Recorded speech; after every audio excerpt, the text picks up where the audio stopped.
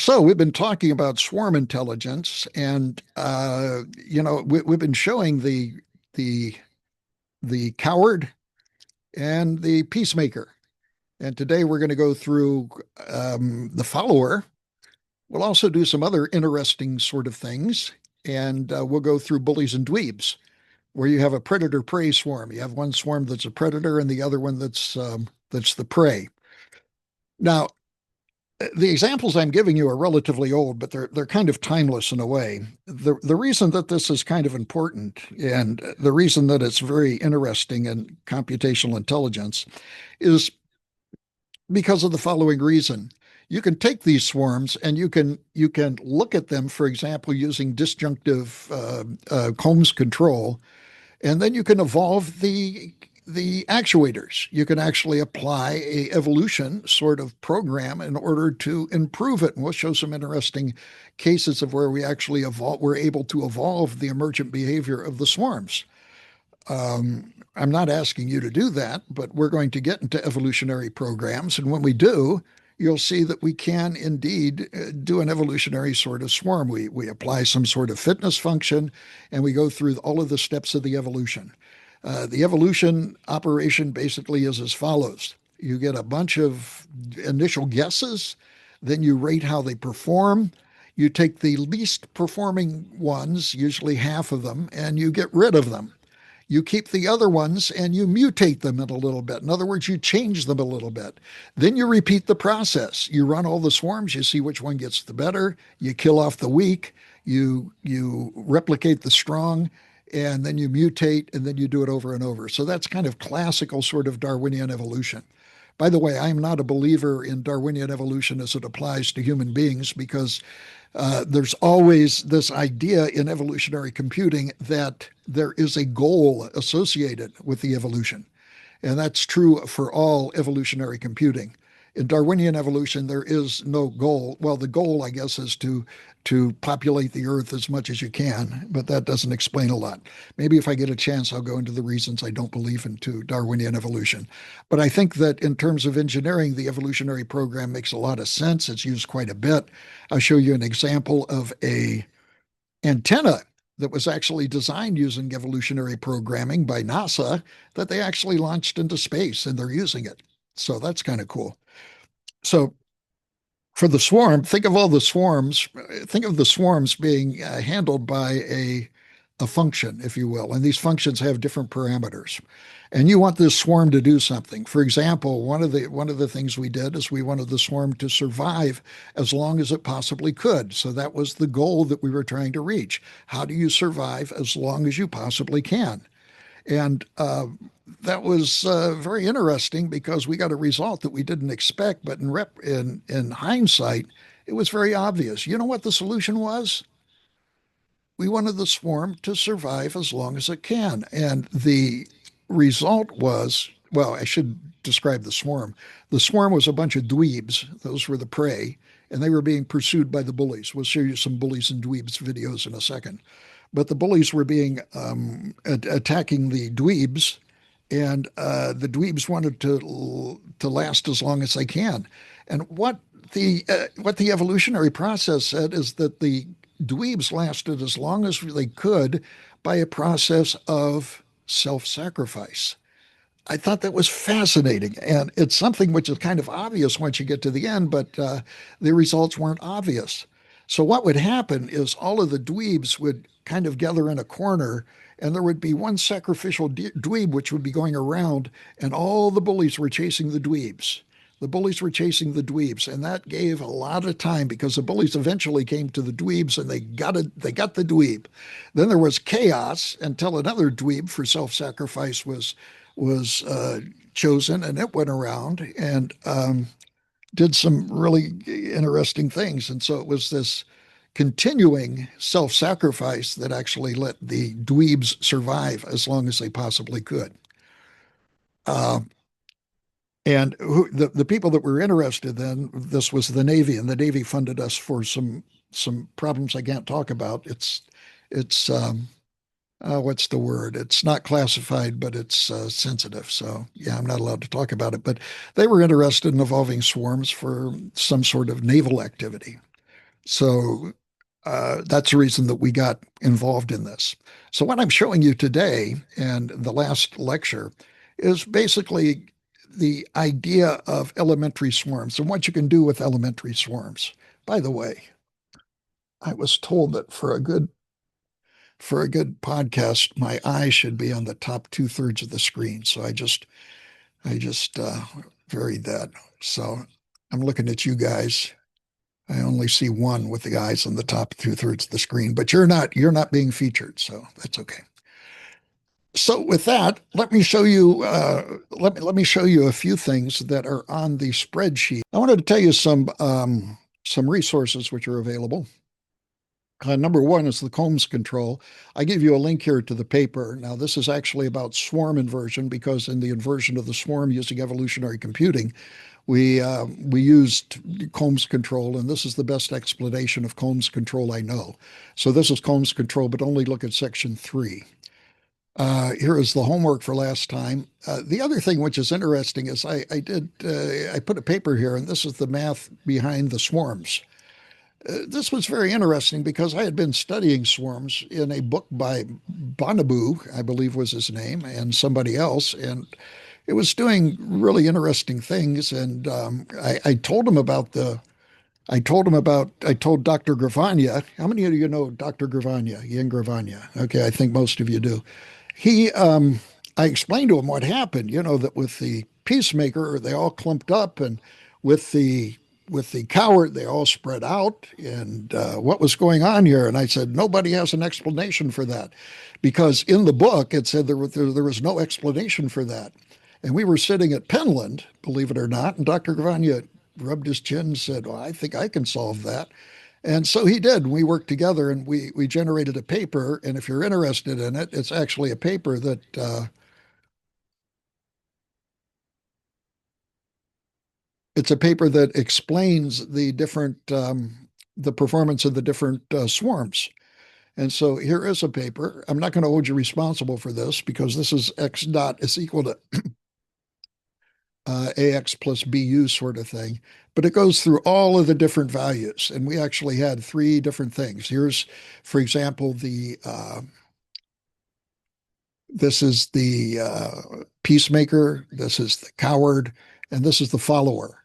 And that's what we're going to do today. We're going to have the follower. We're going to look at a video of the follower and see how the follower swarm does. Now, for a swallower, for a follower, each bug chooses a different bug and takes a step towards it.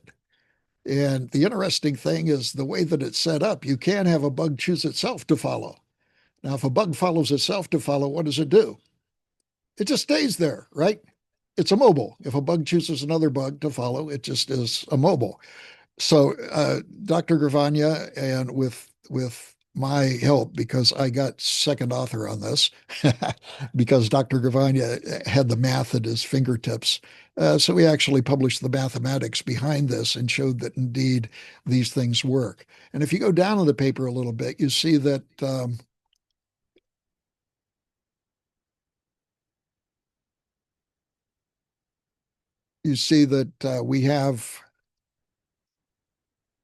we have things such as the peacemaker here, where we have bugs which are spread out all over the place and they begin to cluster together. And then we have the follower, and this is what I'm going to show you today. This is what happens with the follower. It actually goes into a little loop, and sometimes they form a conga line. And this conga line marches around and around, all the bugs following each other in a circle, and it just goes on, and this begins to shrink down forever. So we were able to show these things and show the mathematics behind it. So I was kind of proud about that because Bonabu said nobody had ever proven it. And Dr. Gravagna, with my prompt, I prompted him, was able to solve it. So that's really, really good stuff. So I'm going to do the follower now. Again, the follower is the idea that the follower is the idea that you choose a bug at random out of the swarm and you begin to follow the bug. You take a step towards it, and every bug's taking a step towards whoever it's following. The interesting thing again is that if a bug chooses itself to follow, it just stays there and it's immobile. So with that, I'm gonna share. And here we go with the follower video.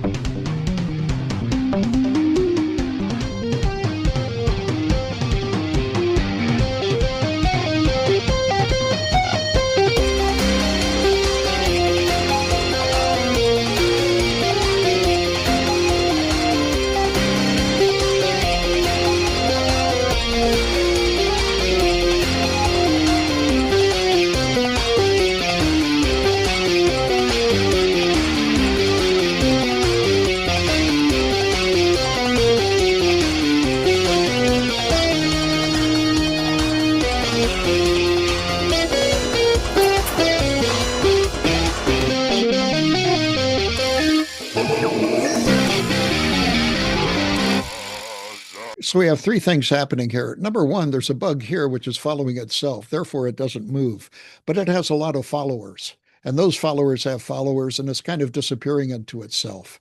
The next one is there's no bug self following itself. And they form an ellipse, kind of a conga line, where they're all following each other in an elliptical service. It's an elliptical shape. And this ellipse gets smaller and smaller and smaller. And notice that no bug in here is following any bug in here, and no bug in here is following any bug in here. So these are totally disjoint operations. So there's no connection between them. And that just happened by chance. And then we have down here the lonely guy that spends all of his time in the basement by himself. Nobody follows him. Nobody cares. It's a bug that follows itself, and nobody follows him. So he just sits there and lives an inconsequential life of not doing anything. So those are the three interesting things which come out of the follower sort of swarm. So I hope you found that interesting. So that was interesting, a little bit long. Hope you enjoyed the music. I wanted to go to now to something else and ask you the following question that termites do. And I think I mentioned this before, but I haven't shown it to you. What happens if there are a bunch of Skittles?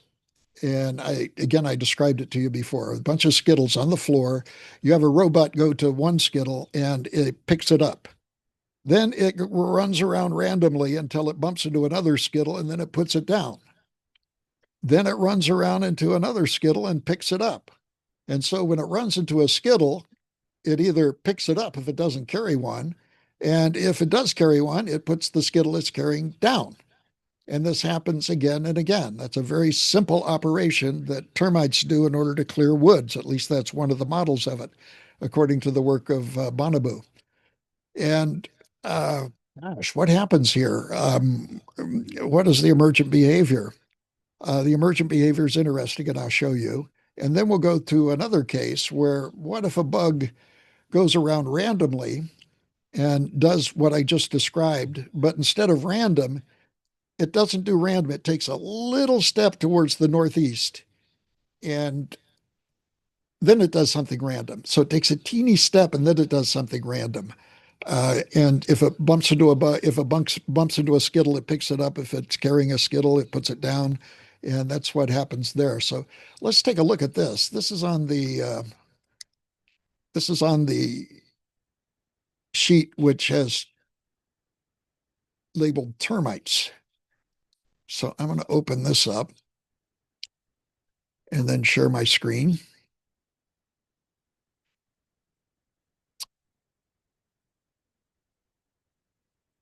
And that's easy for me to say.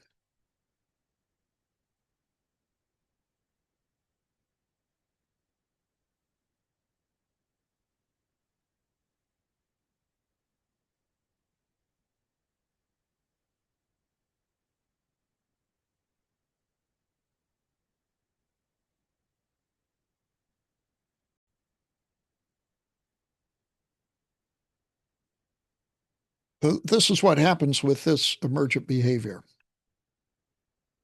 Let's watch and see what the termites do. First of all, we'll look at the case, and this is a very crude video, but it illustrates what it happens when they follow the rules that I just described.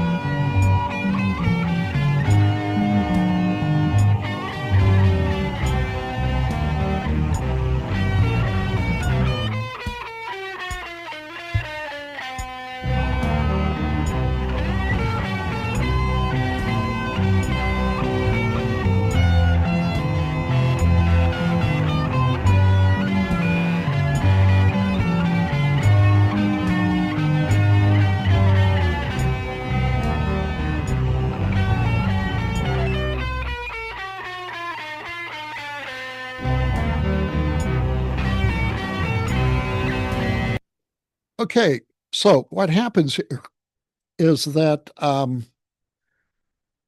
the wood or the skittles are put in little piles. So it takes the distributed skittles and puts them in little piles. Now, there's been a claim that if you let this run long enough, it will put it in a single file or single pile. I haven't seen it do this, and I have doubts that that's the case, but that's one of the claims. So at least now it takes all of the wood, which was initially scattered around, and places it in little piles. So the next thing we're going to look at is the case where they don't move around randomly, but they take a step towards the northeast and then they do a little bit of random motion. So it's still random motion, but there's a little bit of bias towards the northeast. This one is a little bit more detailed, and you can see what happens.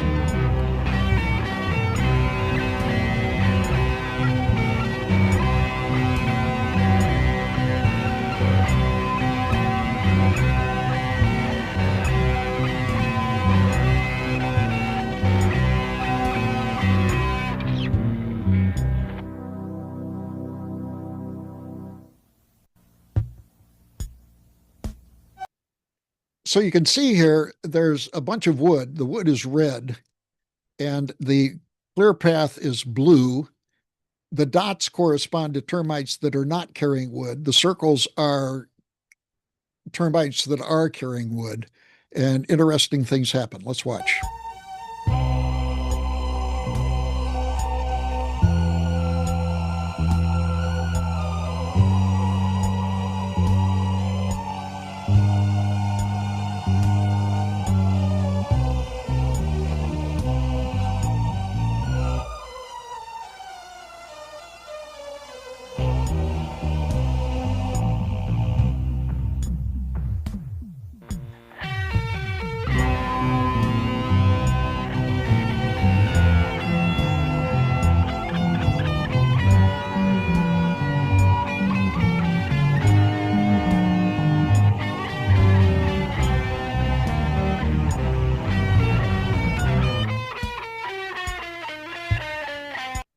Notice interesting that there are some circles which aren't moving. What happens there? They're stuck in the wood and they're carrying a piece of wood, but there's no place to put it down. So they just kind of stay there. Then, if you watch closely, another termite will come in, kind of burrow its way through the red wood, and come to a termite that's stuck. It'll free the termite that's stuck, but then the freeing termite in itself gets stuck. So let's see if we can watch this.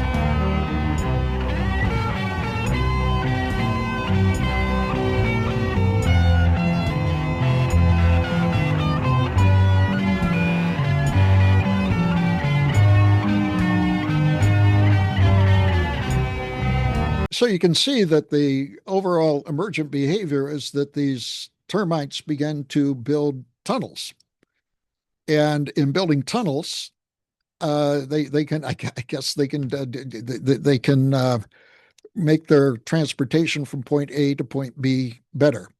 If you've ever seen a tree infested by termites and you peel back the bark, you kind of get patterns that look like this, believe it or not. Now, I'm not an entomologist, and I don't know if this is actually what they do, but what happens in this emergent behavior is strikingly similar to what you see in the world of termites. So that's really, really cool stuff. So that's the emergent behavior of termites, moving around randomly, picking up skittles and putting down skittles. Let's make the transition now between that and bullies and dweebs. This is a predator prey game. This is something that people that are interested in war games are interested in. You have a predator, which we're going to call the bullies. We have the prey, which is called the dweebs. We're going to call them bullies and dweebs. The bullies are the predators. The dweebs are the ones that are being pursued. They are the prey. So it's more commonly and righteously called predator and prey. And here's what we're going to do. We're going to take a very simple idea. We're going to first of all assume that the bully takes a step towards the nearest dweeb. And we're going to assume that the nearest dweeb takes a step away from the nearest bully. So the bully is going after the nearest dweeb. The nearest dweeb is trying to pursue the closest bully. Does that make sense? Now, in the first case, we have the bullies, which are the red triangles. You hopefully can see the red triangles here. And the dweebs are the squares. And you can see not a lot of bullies, but there's lots of dweebs. But nevertheless, this is the way that it happens. This is the example that we're going to show. And it turns out it's actually not very interesting if we just apply the bully takes a step towards the nearest dweeb and the nearest dweeb takes a step away from the nearest bully, because this is what happens.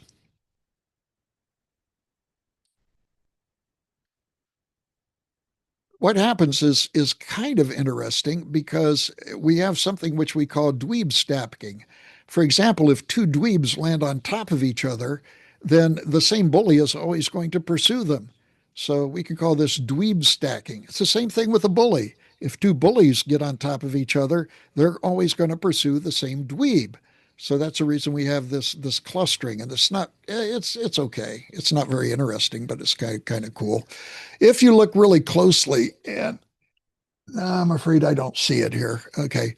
What I'm trying to do is put little white X's where the dweebs die. And you will notice that most of the dweebs die where? In the corners. Most of the dweebs die in the corners and the edges. Why is that? That's because they're where they're the most vulnerable. And if you look at the history of warfare, that's where most of the killing is done. When the enemy can take its, where the enemy can take its prey and block it from any sort of retreat. In fact, in Alexander the Great's case, where he was defeated by Swarm, he was defeated by Swarm by Scythian mounted archers, kind of coming down a swarm and shooting arrows into the phalanx of Alexander the Great. And he didn't know what to do. He was used to using his phalanx in order to win wars. Well, what they eventually did is they took the mounted Scythian warriors and they marched and they kind of marched them up next to the river. So they marched them next to the river. There was no place to retreat. There was no place to swarm, and they all got zapped. So that was their counter, was actually doing the killing on the edges. And you'll notice, I think, in almost all of the cases here, the killing is done on the edges or the sides. So at least that's interesting. Now, what is even more interesting is if we give the dweebs a little bit of twiddle. What do I mean by a little bit of twiddle? They don't just move around, or they don't move directly away from the bully, but they move away from the bully and then they do a little bit of random move. And I'm going to call that twiddle. They move away from the bully, they do a little bit of random moves, and this makes it much more interesting because it avoids dweeb stacking, where one dweeb will get on top of each other and they stay married for the rest of the contest. And you don't want to do this. So you'll find out that what happens is when we give the dweebs a little bit of twiddle, then it's much more interesting and they're much more difficult to capture. Now the bullies are still following the same rule. They're looking at the closest dweeb and they're taking a step towards the dweeb. So let's watch what happens when we give the dweebs a little bit of twiddle and see a swarming action occur, which is very good in avoiding the bullies.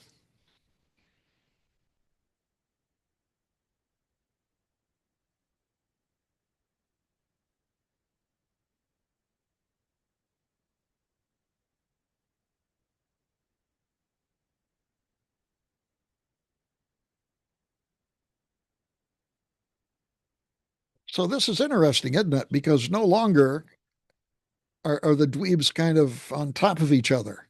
They're swarming out because of the little bit of twiddle that we gave them, a little bit of randomness, stepping away from the bully, and this spreads them out, making the bullies much more difficult in order to get the dweeb. Now, I'm sorry you probably can't see it because the contrast isn't good enough, but there are some white squares here. There's some white squares here. Each white square corresponds to a dweeb killing. And we see that there's midfield killings here and here and here, but most of the killings, just like before, are done on the edges and in the corners. So by cornering or giving the dweebs no place to retreat, do the bullies give a better result? Let's look at it one more time.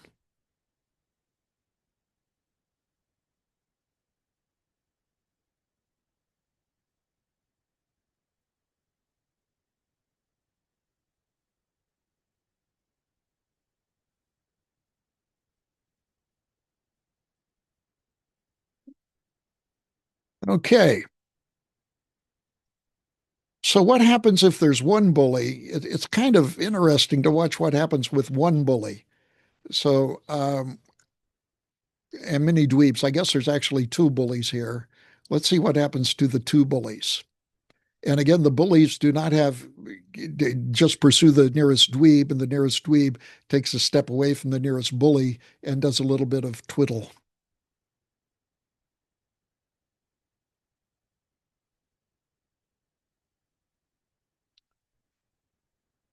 You notice in this case, we see kind of interesting behavior in that all of the kills are done in the corner or the edges. As the bully pursues it, all of the killings are done on the edge or in the corner. This again is consistent with what one would see on the battlefield. If you have no place to retreat, if you have no place to maneuver, you're going to get zapped. In fact, I can see just a few midfield killings here in terms of the white crosses. If you can't see it here, please go to neoswarm.com and you can see the white crosses there a little bit better. I think that was a poor choice. So in each case, the bully basically gets his eye on one dweeb and chases it to a corner. Gets his eye on one dweeb and it chases it to a corner. And again, this is the emergent behavior that we have with the dweeb having a little bit of twiddle and the bullying following the nearest dweeb. Notice all the kills are on the edges and in the corners. Yep, there's one left. Sacrificial dweeb. Now, if we added a little bit of twiddle to the dweebs, what happens if we add a little bit of twiddle to the bullies? Yeah, maybe the bullies need a little bit of twiddle too to kind of move around, kind of evade the person that wants to get away from it, much like in football where you go from side to side. So here, both of the dweebs and the bullies have a little bit of twiddle going for them, and it's actually kind of funny. We'll see.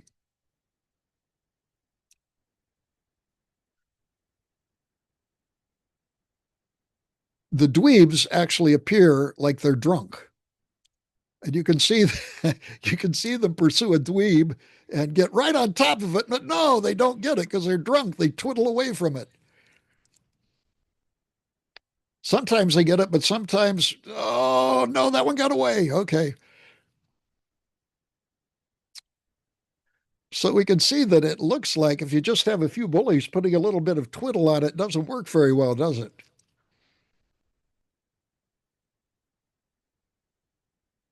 By the way, there's no mathematics of which I am aware that describes this emergent behavior. It's something when you apply the rules and you think about it. Yeah, this is maybe what would happen. Now, the inversion, the use of the evolution, is different. For the use of the evolution, we want a certain desired result, and we want to coordinate the dumb movements, the dumb rules that the bug goes by, that the bugs go by. So that's called swarm inversion. Here we're doing forward swarm. We're given rules and watching the emergent behavior. For swarm inversion, we would like to have a certain behavior of the swarm, and we would like to evolve it so that the rules give that emergent behavior if possible.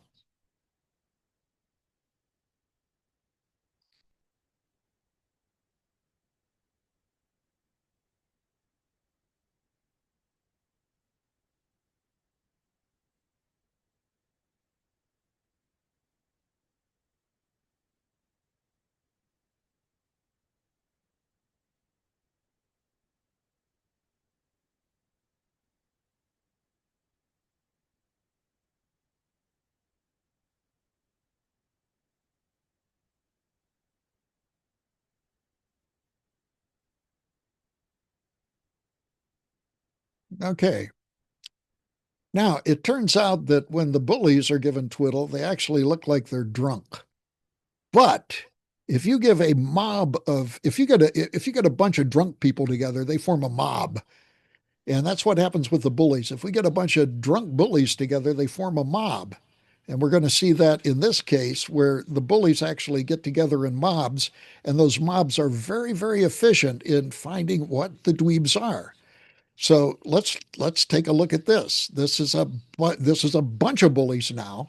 They're all kind of drunk. They all have twiddle, but they're all pursuing the dweebs, and they're much more effective, as we'll see, because they don't stack on top of each other. They actually group together into a mob.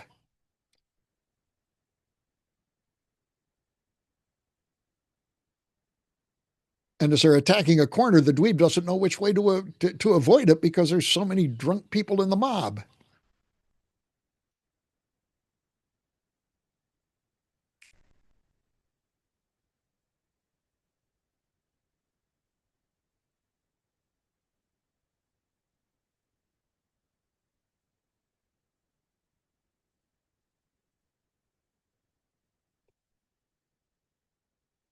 Okay, so you can see therefore there it's pretty compelling that indeed the drunk bullies are now forming a mob, and they are very effective in pursuing and catching and killing the dweebs. I mean, remarkably so.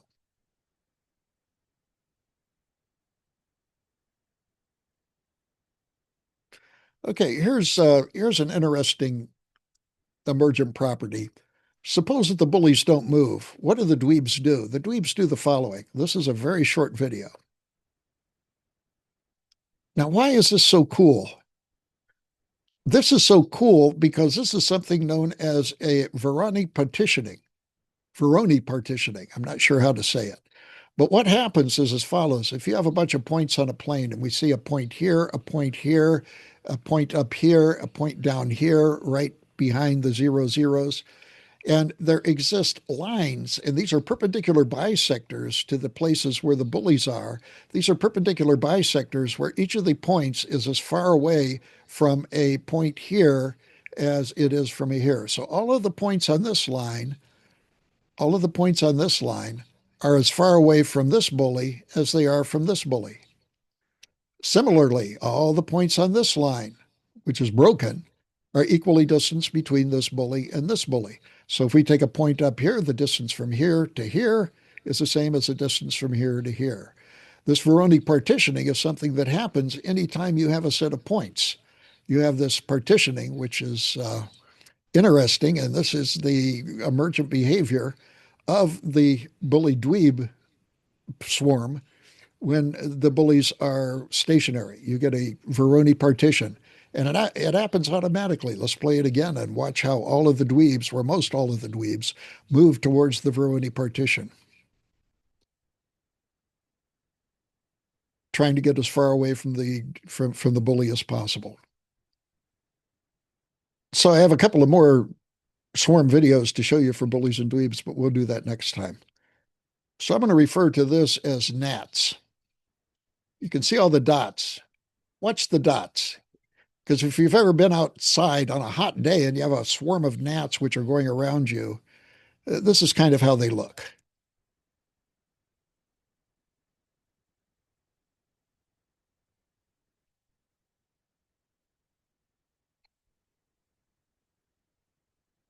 Right? They look like they're all flying around in a random sort of fashion, and they land on your face and you shoo them away, and there's 1,000 more out there. So this is a swarm of gnats. So my question to you, and this is a simple swarm inversion question. What are the simple rules that these gnats are following? What are the simple rules that these gnats are following? In all the other cases, I gave you the simple rules and then we showed the emergent behavior. Here I'm showing the emergent behavior and then asking you to determine what the rules are. The rule is very simple. In fact, there's just a single rule, and all of these gnats follow this same single rule and do this. Now, another interesting thing is whatever this rule is, it has an emergent behavior. And what do I mean by that? I mean that if notice that this swarm has kind of a diameter. It is a diameter associated with it, right? Kind of, you could probably put it in a circle, roughly. It's just kind of a rough circle. That rough circle turns out to be an emergent behavior because if we follow the algorithm that I'm asking you to figure out, the rules that the simple bugs do, and you start all in the middle, you start to get an expansion. And guess what? You get an expansion to a circle of that same radius. So it looks like there is something kind of cool going on here because you do have a emergent behavior that the circle, and the circle will eventually get to about the same radius as the previous circle that was in steady state. So in steady state, it will be in the same realm as you see previously.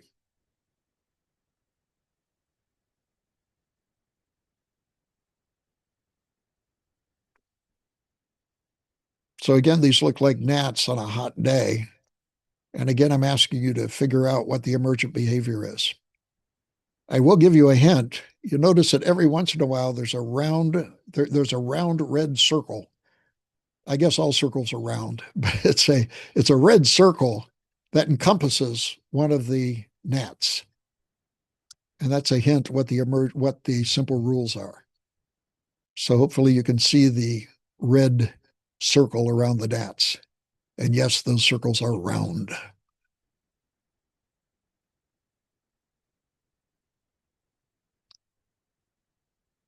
Okay, it hasn't there yet, but in steady state, it will get to the same emergent behavior as the swarm did up here. So the same thing happens when you have all the gnats spread out. Before we had all of the gnats together, and they kind of circled and became larger, and eventually approached a circle. The original gnats. Let's see what happens if we spread out the gnats all over the place. The same thing happens. There is an emergent behavior, and it begins to shrink down, and it shrinks down into that same circle of gnats. So again, I would ask you, what is the emergent behavior here? So I'm going to leave that as an open problem. I think that the answer is given on neoswarm.com, but anyway, that's another example of gnats.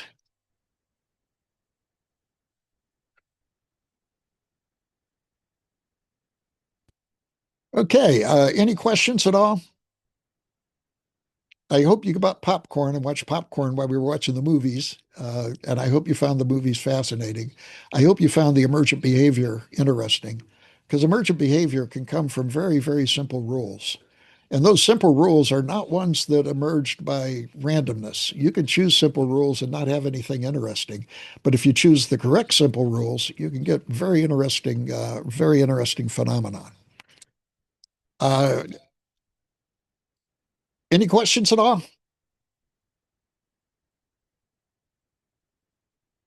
Okay, if not, that's it for today. Thank you for watching. Be of good cheer.